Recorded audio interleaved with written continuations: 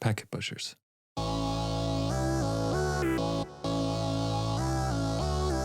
Hey, everybody, and welcome to this episode of Packet Protector, the podcast at the intersection of networking and security. I'm Jennifer J.J. Manella, here with Drew Conry Murray, and we have the April news roundup for you this week.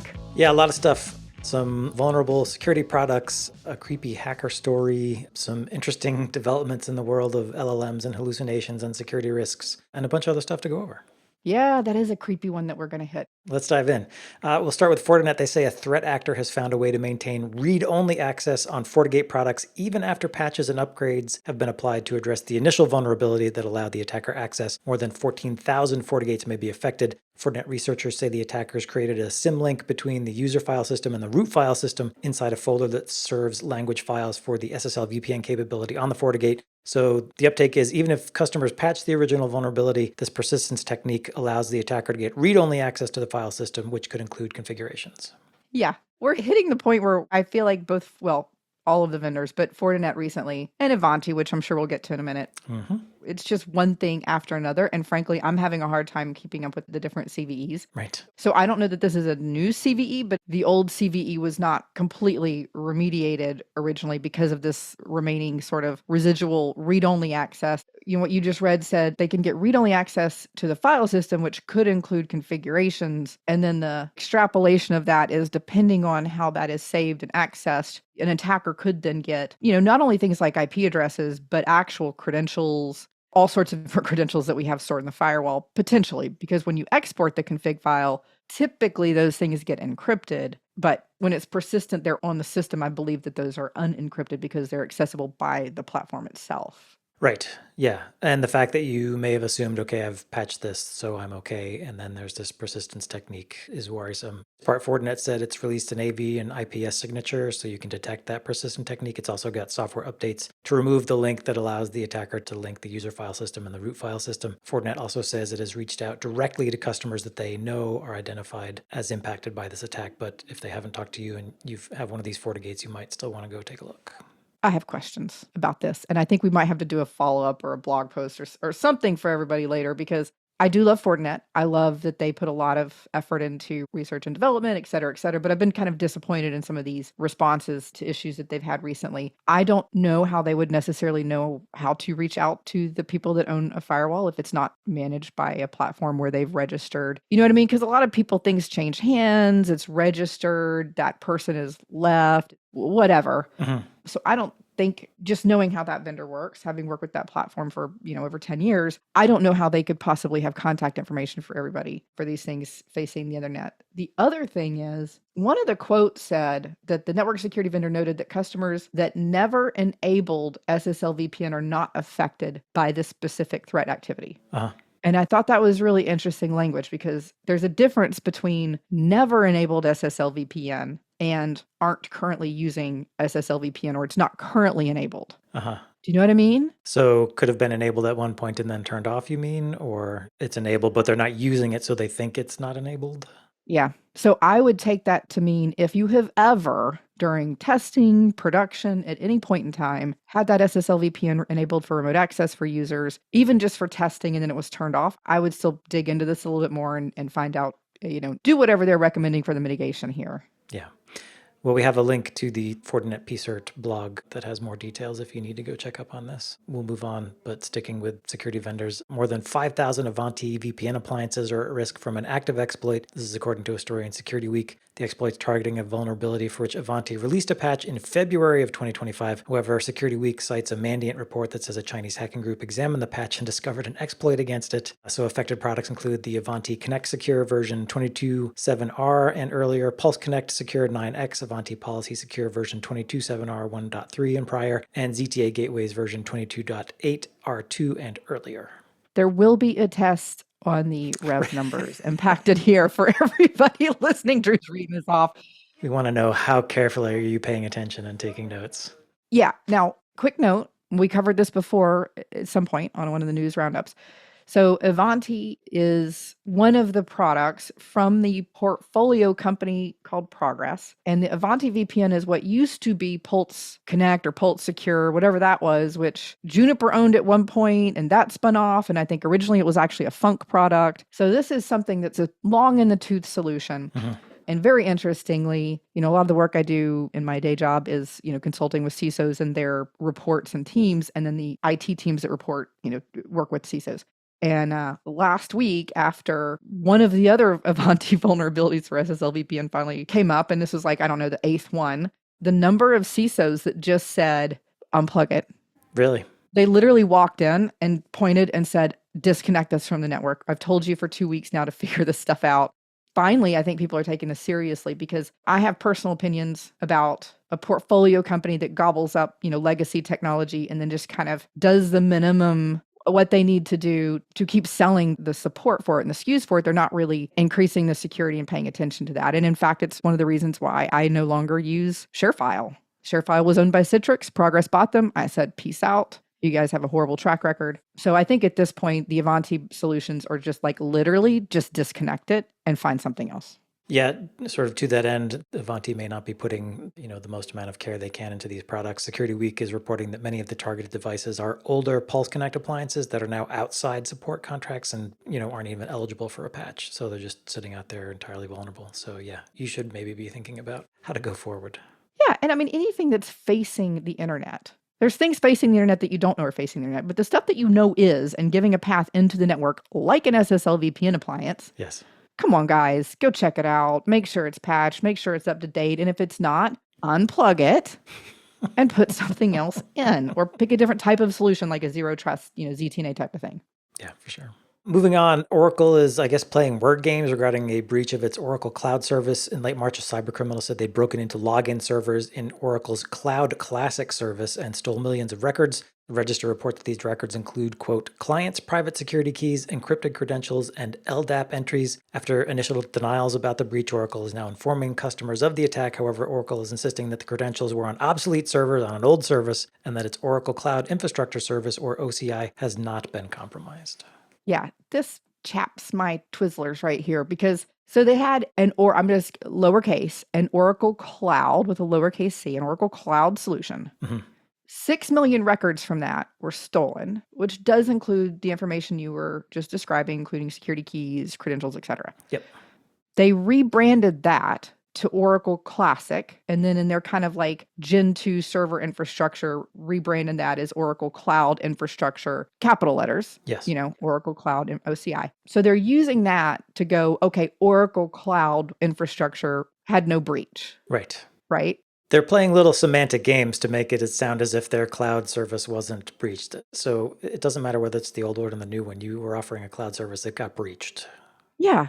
And it's like, when I was 5, and probably you too, our parents taught us, there are lots of different ways of lying, right? Yes. Bending the truth, omission of truth, etc. Like, just own up to it. There was a breach. And frankly, if those servers were decommissioned or legacy or whatever, why did they have 6 million users' information, including credentials and security keys and LDAP information? Right. My concern is that those encrypted credentials, first of all, eventually somebody will crack them. We have seen this with crypto. So when somebody's highly motivated, they will eventually crack hash passwords. It's just what's going to happen. It takes time, it takes processing, but it will happen. So just because those credentials are encrypted, some of them, does not mean they're protected. It's just kind of like it gives you a little bit of time runway. So if you're reusing those credentials somewhere else, for example, in your... On OCI, maybe? Yeah, on your modern Oracle Cloud, yes. Yeah, then you need to change them. Anywhere that credential might be used. I don't know the details of what the LDAP entries were and the other security keys, but anything that has security and keys in it are definitely things you need to be rotating and changing, like APIs. So I think there's a lot of work to be done there. I mean, just shame on Oracle for trying to bend the wording here and make it sound like something didn't happen. It's, I think, a huge disservice to the customers. It is. Customers don't want to play these semantic games when there is a breach and they wonder if they're at risk. You also want to be able to trust that, this organization you're partnering with for your business is going to be responsible in disclosing these kinds of things to you. So it's not a great look for Oracle. I mean, like, look at Fortinet. They're a security company, but they're having some issues with vulnerabilities and stuff, but they're being upfront about it. They're disclosing information. They're trying to make it right with their customers. That's the way you handle this kind of thing, not play shady games. Yeah. So this gets really twisty. I did go down a little bit of a rabbit hole reading articles. So we do have the links in here for you. But there was a lot of back and forth originally with this breach, for the past several weeks between researchers and kind of like, I would say, threat intel community as a whole, telling Oracle you were breached and providing evidence of that, and them going, no, we weren't, no, we weren't, no, we weren't. So they have several sources have undoubtedly verified that customer data was breached in conjunction with the customers to validate that. But one of the other interesting things is it sounds like the threat actor also had some kind of recording of internal Oracle employee meetings, like calls or maybe videos. I know some of that got released on YouTube. I didn't go that far down the rabbit hole, but this actor was able to, upload files to that server. Apparently they had some other entry points into the Oracle environment. So this is another story where I don't think we're done with this one. I think we're going to hear more. Yeah, and apparently there's also a class action lawsuit happening, and when there's a lawsuit, that means discovery, so more things come out. So yeah, this might be an ongoing story. Yeah, good point. Yep. Anything else before we move on, JJ? Oh, so many breaches to cover. Let's keep going. Yeah, watch this space. Moving on, a manufacturer of industrial sensors called Sensata says a ransomware attack has encrypted devices and that files have been exfiltrated. According to an SEC filing by the company, the attack has impacted business activities, including shipping, receiving, and manufacturing. The company manufactures devices like pressure and temperature sensors, relays, circuit breakers, and other products. Yeah, so Sensata, I think for a lot of listeners, this is not an unusual name. They've been around for a long time. They provide a long list of different physical components for systems. They were known for a lot of the NASA missions like the Apollo 11 moon mission, and they did some stuff with the Hubble Space Telescope. So they've been around for a while if we're talking Apollo missions, yeah. Yeah. I don't know when they started business, but yeah, this company's been around for a long time. They're well known in the industry, and they do a lot of different stuff across a lot of different industries. So there's a lot to unpack here. So right now, this is still kind of playing out. So the SEC filing, Security and Exchange Commission, their new rules saying if you think or don't know that a breach may substantially impact, investor. Your material results, yeah. Yeah, you need to file this early. So the initial filing is simply, this is happening, we're investigating it. We don't know any more than that right now. We don't think this is going to be material, blah, blah, blah. So we don't have a lot of information, but I'm saying we like I have some role in this, but what they think is happening is that this is a double extortion play because it sounds like they had an incident response team and a partner ready at the go. So they were able to kind of address this quickly, identify that, they did have a ransomware event, so files were encrypted. But they also have some evidence that some data was also exfiltrated or stolen, removed. So nobody's claimed responsibility, but what that means is that likely at some point somebody's going to step up and go, hey, I stole your data. So there's two things here, right? First, I encrypted your crap. Pay me money, I'll give you the keys. Yep. And then, hey, I stole your data. Pay me money or I'm going to start releasing it. Which, it depends on what type of data was stolen as to how critical it is and how much it's going to be worth. Because there's certain stuff with vendor and partner relationships and customers, who's ordering what, especially for somebody who provides things potentially to the federal government that might be, more sensitive, or it could be internal, intellectual property. So I think we're going to see that playing out in the next coming weeks. And it will be pretty interesting. Yeah, in the SEC K8 filing, they did mention they are cooperating with law enforcement as part of this investigation. I don't know if that affects their sort of operating room to decide if a ransom note does come in, if they want to pay it or not, but they are working with law enforcement as of now. Yeah. The only sad thing about this to me is ransomware is hard. Any type of malware mitigation is hard. But there are some just 101 level things that make this a little bit easier and at least downscope, because that first part you read, it said, it impacted their shipping, receiving, manufacturing, and other operations. What I read in the article is they basically just shut the whole network, everything down while they tried to figure things out. And, that could happen to anybody, but we've covered on this podcast, and I'm sure you with numerous other podcasts and other packet pushers content, ways to mitigate these types of things. So network segmentation, using segmentation of like credentials and Active Directory to downscope what an attacker can do. Because to be able to move that quickly, ransomware or malware, Right. there has to be a network path, right? A data path, and then a credential path. Because just having adjacency to something, so if you break the adjacency or you break the authorization or the authentication because you don't have credentials to do something administratively on that system, either one of those, if you break that, right, you've mitigated and downscoped the impact of malware. So I know we covered this. We'll put notes and links in here. On our episode 39, we talked to a pen tester about, Active Directory and accounts and some of the mitigations there. We also talked to Jake Williams, Malware Jake, on episode 50 about how malware spreads, et cetera, et cetera. So I'm a little bit disappointed because it seems like they weren't doing just basic hygiene here, but it's always, what do they call it? The Monday morning quarterbacking. Yeah. Yeah. It really could happen to anybody, Yeah. but there are things we can do to make this less likely.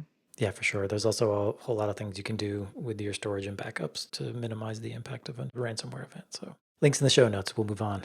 President Trump has ordered a federal investigation into former U.S. Cybersecurity and Infrastructure Security Agency Director Chris Krebs. An executive order revoked Krebs' security clearance and also directed the Department of Homeland Security and the U.S. Attorney General to conduct the review. Krebs was fired by Trump in November 2020 during his first term after Krebs publicly refuted Trump's claims of election fraud during that year's presidential election. The executive order is alleging that by debunking false claims about the election while in office, Krebs violated the First Amendment's prohibition on government interference and freedom of expression. In addition to removing Krebs' clearance, the order also revokes the clearances of anyone who works at Krebs' current employer, the security firm SentinelOne. So not only is the Trump administration targeting Chris Krebs individually, is also targeting Krebs' employer. Yeah, I mean, this is just freaking ludicrous. And this, frankly, pisses me off. And this is not a political statement. I don't care what party anybody's with or who you voted for or didn't vote for. None of that matters. Chris Krebs has a long history in this industry. And I think I could speak for a lot of people in cybersecurity. He has done amazing things. He's an upstanding professional. I think a lot of what he's done has brought so much value to communities in our whole industry. And this is just redonkulous for several reasons, right? So it feels like here a lot of retaliation for he said something that,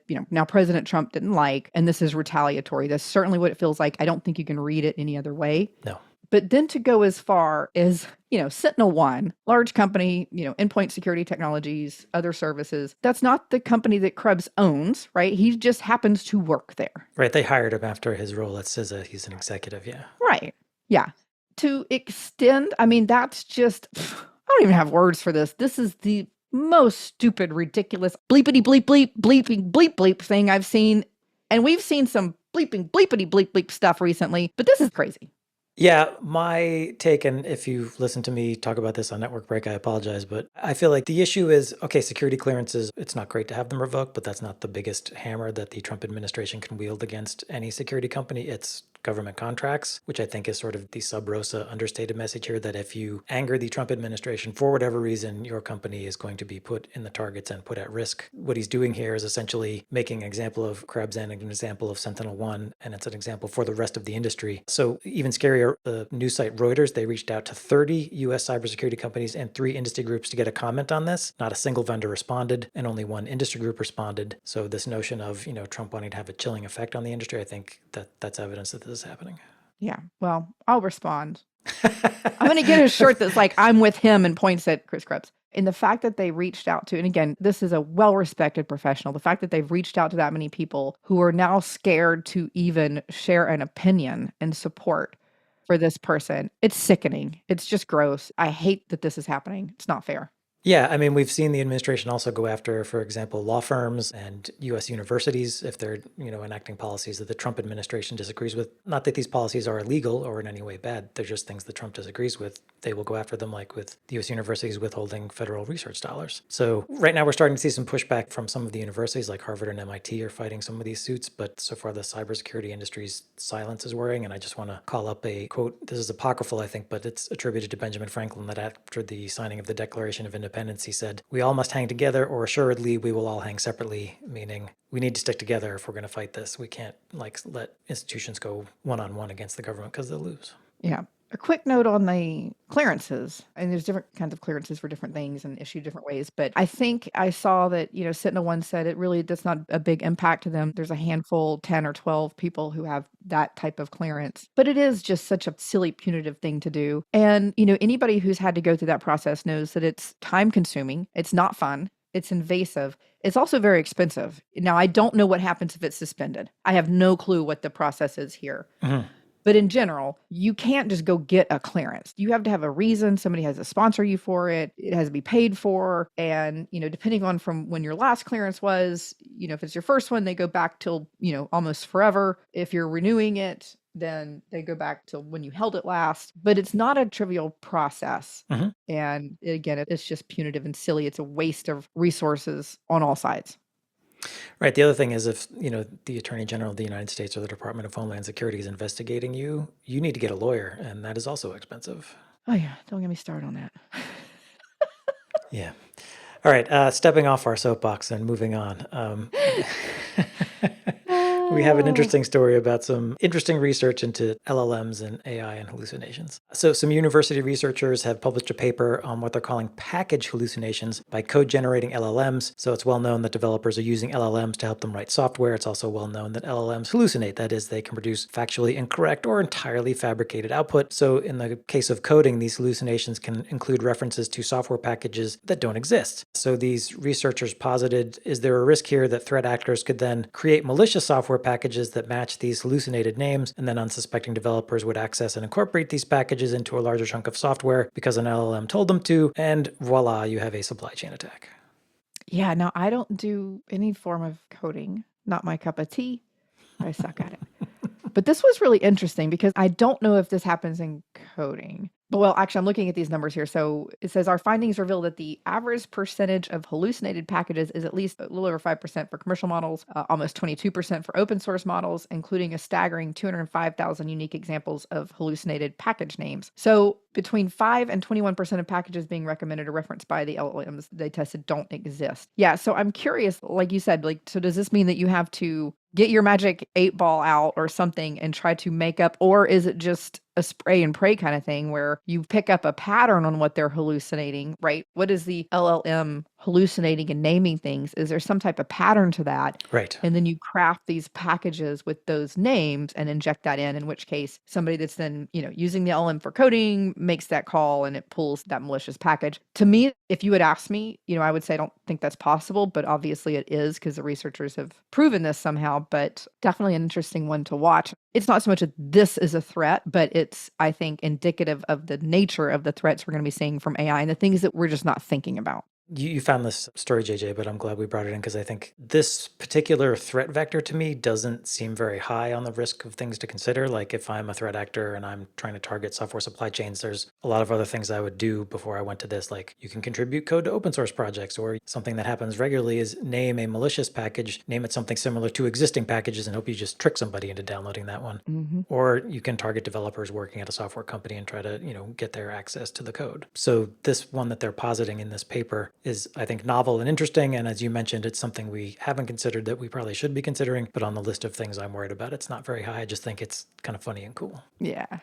Now, the next two, I think we do have some actionable guidance and takeaways. Yeah, so we've got a link in the show notes to the actual research paper that these university researchers published. It's fascinating reading and well written, so go check it out, but we'll move on. 6 employees at the University of Maryland Medical Center have filed a class action lawsuit against the hospital for negligence after a pharmacist who works at the hospital allegedly used spyware to snoop on coworkers in their homes and at work and access sensitive information. This person allegedly placed keystroke logging software on hundreds of computers at the hospital and then used that information to steal coworkers' account credentials. Employees were notified of a serious cyber incident in October. So the things he was doing was like installing or looking at video of these doctors like undressing in the changing room and breastfeeding and all kinds of gross stuff. Yeah, this was a weird one. And this person's name is Matthew Bethula. I don't know if that's how he pronounces it, and I don't really care. But what was weird about this, there's a certain amount of things that I think are unreasonable to expect an organization to do to protect people personally. Like there's a certain part that's reasonable, then there's unreasonable. Right. However, what it sounds like from the stories is this Matthew guy, for almost 10 years, had been placing various keystroke loggers and different kind of spyware and malware on over 400 systems in the hospital system, in that medical center. This is a pharmacist, not an IT person. So Right. Yeah. that's the real issue here. Like, how was he able to do this? Yeah. I mean, over 400, even over the course of several years. And then basically was able to do things like remotely enable cameras on, laptops and other devices. And, a lot of this spyware stuff, right? It turns off the things that would alert a user to the camera being on. Because, like it lights up or whatever. Microphone does the same thing. So the spyware tools disable that indicator to you that something is activated. And it's why all of my devices that have cameras have little physical slidey thingies in front of them, because I'm just a paranoid little person. But this is a real thing. So yeah, he was remotely able to connect to the systems inside of the medical center and spy on the female people that he was targeting in compromising situations. But then he also used the data that he got from those keystroke loggers, I guess when they were accessing things at home and maybe reusing credentials or whatever. He then got access to their home network systems. Yes. And some of the things that he was watching and accessing were, quite intimate moments in the homes, completely inappropriate. Yeah. And, a pharmacist was going around installing. So the questions here are multifaceted to me. Let's just start. How did the organization not know spyware and keyloggers were being installed on systems in a hospital? That's number one. That should have never gone unnoticed. Right. How did he have rights and authorization to install any software on these machines? Right. How is he physically accessing them? It sounded like from one of the claims, he was actually like badging into server rooms, network rooms, etc. That would not have been required to do what he did. Right. But there's just lots of layers of this. And to go on 10 years, I do believe what happened is finally the FBI, and I don't know how the FBI knew this was happening, but somehow the FBI got involved and they were the ones that figured out what was going on and approached the individuals impacted here. Yeah, the victims and then the medical center. So just horrible situation. Horrible. Yeah, absolutely. Like the violations of people's privacy here is obscene and reprehensible. And I think, the University of Maryland Medical Center will have to see how the civil suit progresses, but it seems like it could be very bad for them. So if you are an institution, you may need to be thinking about this. Yeah. It's funny because we talk about this in a lot of the bring your own device, BYOD policy. There's a lot of legal considerations with things like that, including the organization's duty to protect the privacy of their employee and their user with that shared device. But the other thing is the medical center, when they were made aware of this, it said that they alerted employees of a, I'm quoting, serious IT incident, according to the lawsuit, and that the hospital system officials circulated an email that described the event as highly sophisticated and very difficult to detect cyber attack that has resulted in the theft of data from shared UMMS computers. And that's just completely laughable, right? Because again, this person should have never been able to install software, shouldn't have had the digital or the physical access to do that. Yeah. And it certainly should have been picked up by any number of different systems because, these things are probably phoning home back to something in the cloud. So you've got endpoint security software, you've got, the firewall and all of the filtering that happens there in the hospital itself. This just shouldn't have happened and shouldn't have gone unnoticed. Not to mention access control and authorization, both at the physical level to get into these rooms where these computers are and on the computers themselves. There's lots of ways this could have been stopped or detected a lot sooner. So yes, University of Maryland Medical Center, it is a serious incident, but it is not a sophisticated and difficult to detect cyber attack. I'm sorry, you are wrong. Yeah. All right, links in the show notes. Moving on, there is a new threat that intelligence agencies and cybersecurity agencies around the world are warning about. It is a cyber attack technique called Fast Flux. Fast Flux attempts to stop malware command and control servers from being blocked by linking multiple IP addresses to a domain name and rotating rapidly through those IP addresses and or rapidly changing the DNS name servers that resolve the domain name. The U.S. Cybersecurity Infrastructure Agency, or CISA, is calling Fast Flux a national threat. Yeah, this is an interesting one because, I mean, it's not really sophisticated. It's just using how our systems work to obscure malware command and control traffic, right? So, Yep. we typically, the way it works is the threat intel organizations out there by all of the main vendors. They're watching stuff. They see activity that's coming to and through something that has some kind of signature with it. They look at the DNS, they look at the IPs, and then that is the information they use to push out to everybody else to go allow or block. Yep. Well, obviously, if that's all constantly changing, they can't establish a pattern. And depending on how many, IP addresses, especially if they're going through any of the content distribution networks or like Cloudflare type of things, you can't distinguish that from legitimate traffic Yeah, it's very hard to do. because it's just little pieces of things that are buried in everything else. Mhm. So it's an interesting one. They did share some detection techniques. So things like a short TTL in the DNS records, frequent IP address rotation, inconsistent geolocation. So indicators that this dynamic property is changing more rapidly than normal. Mhm. And then, the indicators of, inconsistent geolocation, of course, depending on where the IP, but they could even downscope that to a specific geography. So I think you'd have to stack these detection techniques together to get something meaningful. Absolutely. It's not a sort of I can pick one of these from a menu and use that to detect this kind of attack. It's definitely a multiplicity of things and some analysis that's required. The CISA report is also recommending the use of protective DNS or PDNS. This is a service that analyzes DNS requests and tries to match these requests against threat intelligence and known bad actors. PDNS can block, redirect, or sinkhole suspicious requests. I'd not heard of PDNS before. I looked into it. It sounds like CISA offers a PDNS service for civilian federal agencies, and then third-party vendors like Akamai have a PDNS that's leveraging threat intel from the NSA. So I guess you can get it from private companies as well, but it is something you can, add to your web security package. Yeah. No, that was new to me too. I was like, what is PDNS? Yeah. Yeah. So check that out. Links are in the show notes there. Yeah, the CISA has a good report on it. It's very informative. It's got great examples of how fast Flux works, and then lots more details on indicators of compromise and stuff for you to look at. And JJ, we're going to wrap up our final story on biometrics. So the Europol Innovation Lab has released a document for law enforcement agencies on emerging threats against biometric recognition technologies. So biometric recognition such as like fingerprints, face prints, and so on. How these things can be manipulated and exploited by criminals. Yeah. So even if you're not in law enforcement, I thought this was an interesting report because it's a good primer into the different biometric systems that we have and then the vulnerabilities as in like, can you force a false positive, false negative, et cetera. So they cover fingerprints, facial recognition, iris, voice. I didn't see retina in there, which is, less commonly used. I did see retina in there. Oh, did you? Okay, fantastic. Yeah, I saw iris, but retina is another one that we look to for certain applications. So the fun thing is if you've ever been interested in how things could be, spoofed or attacked and how the systems work, this is just a great little, document with mitigations. So the whole thing is like 50 or 60 pages. I think it's well organized. So, looking at things like, one of the questions I always had when I'm not an Apple user, I do have an iPad that is old, and I'm pointing over there because nobody can see me.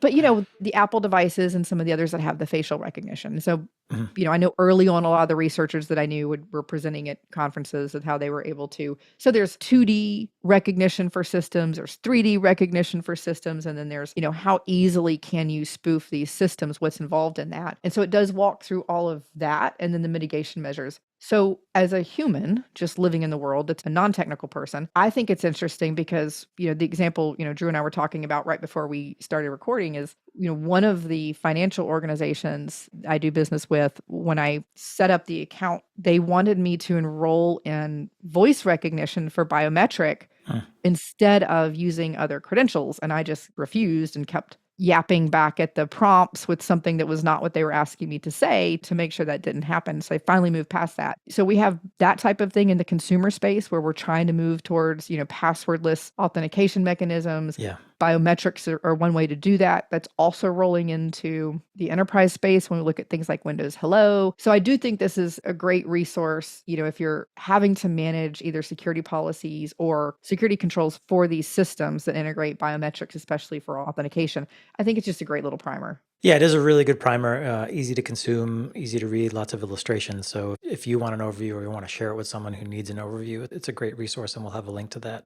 I like the idea of getting us away from passwords for authentication for things, but as we see Gen AI develop, I'm worried about things like facial and voice recognition. It seems like it's getting easier and easier to create spoofs of that, particularly, JJ, for you and I who are podcasters, and there's lots of samples of our voices out there. So Yeah.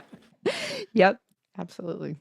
all right, everything we talked about, plenty of links in the show notes to if you want to dive in for yourself to further reading. This does conclude this episode of our April News Roundup. Thank you for joining us for this episode of Packet Protector. If you have a topic you want us to cover, or a comment or a correction or a question, you can reach out at packetpushers.net/FU. We do love to hear from you. By the way, Packet Protector is part of the Packet Pushers podcast network. That network includes a dozen technical podcasts for professional development on networking, security, IPv6, DevOps, and more. We've also got an industry blog, 2 weekly newsletters, a community Slack group, YouTube, IRC. You can find everything at packetpushers.net, all free with no login required. Thanks for listening.